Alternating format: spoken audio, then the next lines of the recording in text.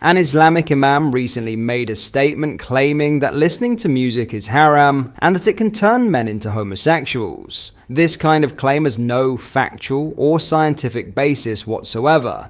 Music is a universal form of expression. It doesn't alter a person's character, identity, or orientation. Statements like this show how some traditional or extreme interpretations can drift far from observable reality. We'll dive into this story in today's video. But before we get started, don't forget to like this video and subscribe. Right now, only 12% of viewers are subscribed, so join the community and help us grow. What's most concerning is that remarks like these are made publicly, often to large audiences, giving false ideas a platform. When a religious leader presents such views as truth, it can mislead followers and spread misinformation, especially among younger listeners who may take these words at face value. This highlights a deeper issue, that certain beliefs within some circles simply don't align with modern, evidence-based understanding or the values held in most Western societies.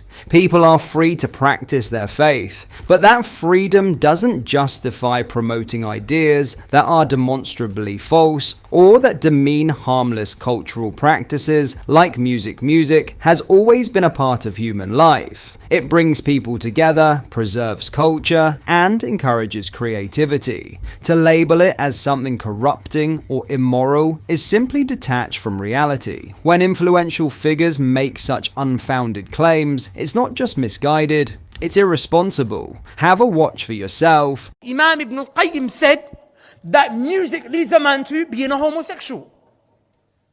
And I told you, all these things are connected. Things that are feminine, like wearing silk, music, alcohol, fornication, each one leads to the other. You listen to music, it's gonna lead you to get drunk because you're gonna listen to music in a club and you're gonna sleep with a chick after. You sleep with a chick, your shame is gonna go so low that eventually you're gonna say, I got bored of sleeping with so many chicks. Let me try something new. That's what that guy did.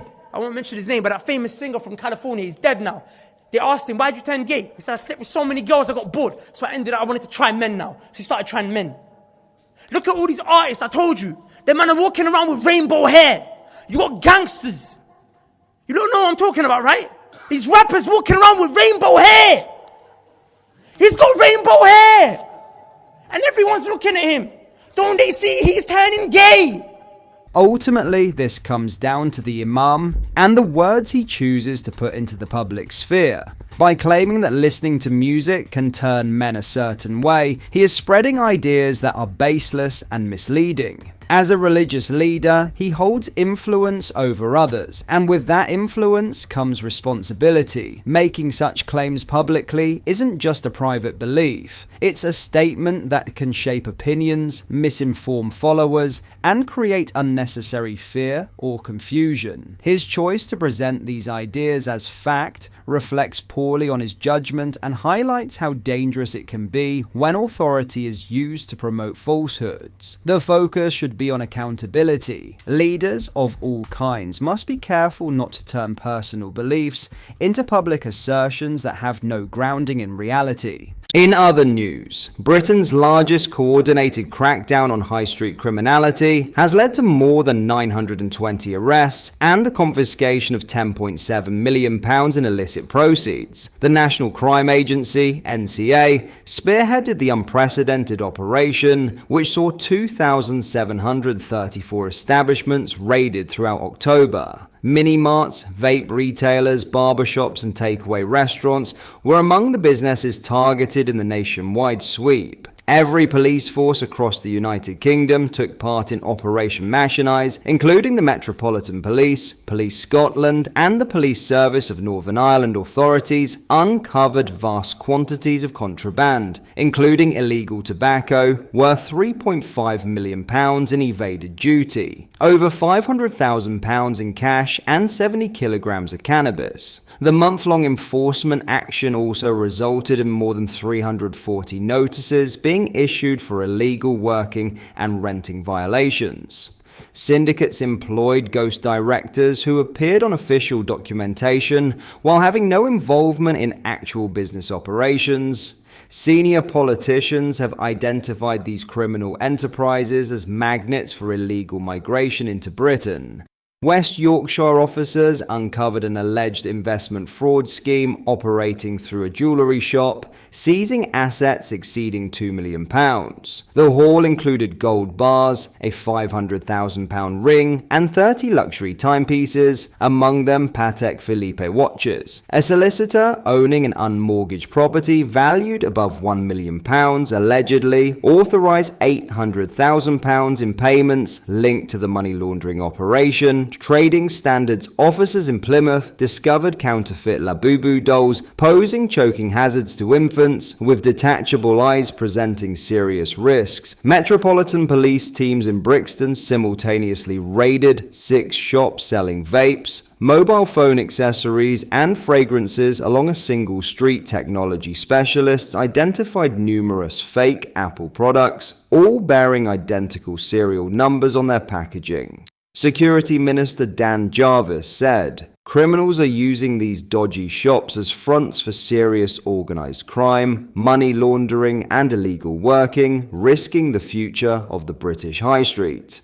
We have intensified our joint efforts with law enforcement to dismantle criminal networks and relentlessly pursue those who use dirty money for personal gain."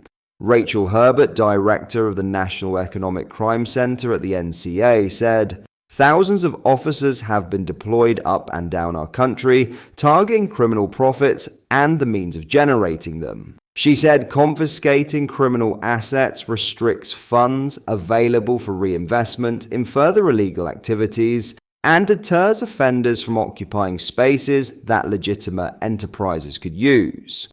Criminal cash generation in Britain reaches approximately £12 billion annually, with funds typically smuggled abroad or channeled through financial networks for reinvestment in illegal enterprises. The Chartered Trading Standards Institute, CTSI, identified organised crime infiltration of high streets as its members' primary concern. More than 20 Labour MPs have united behind a campaign to eliminate illicit businesses, led by Melanie On, who represents Great Grimsby and Cleethorpes. The group is calling for enhanced legislative authority and tougher sanctions for offenders. Cash-intensive establishments have multiplied dramatically across British high streets, with regions such as Essex and Doncaster seeing 200% growth in barbershop numbers within 5 years.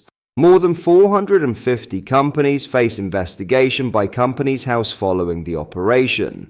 Trading Standards representatives are seeking strengthened resources and expanded powers to shut down criminal enterprises permanently. What are your thoughts on what we discussed in today's video? Let me know down in the comment section below. If you have not yet already, make sure you do drop a like on this video and subscribe to the channel for more British content. Thank you, take care, goodbye.